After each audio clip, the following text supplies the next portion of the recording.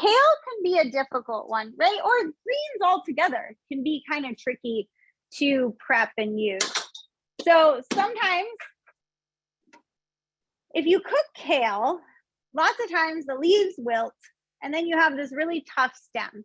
Now the stem is not unedible, right? It's actually really good for you.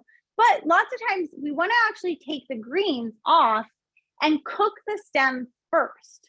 So we can pull the greens off of it and then we can chop up the stem, cook that so that it can get really nice and soft and kind of release some of its good flavors and some of those really hard cellular walls that are hard to digest. And then we add those chopped up leaves to it kind of towards the end and let those wilt.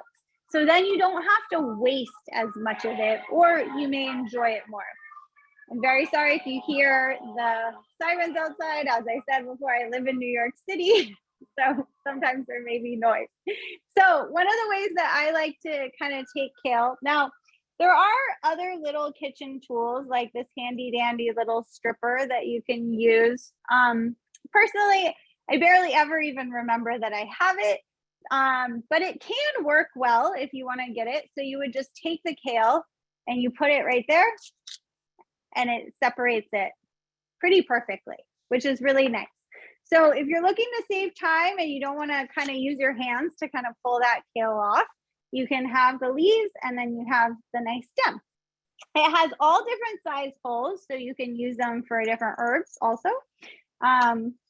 So that is one way that you can strip kale.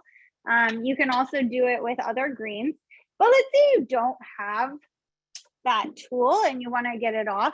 So I like to kind of think of my hand as another claw. Claws kind of come into play a lot with cooking. I think it's a very, natural thing.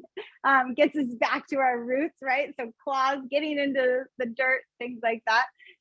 So you want to kind of grab on to the end and then pull. And right where it's going to pull off is where that separation is of the really tough stem and the nice leaves.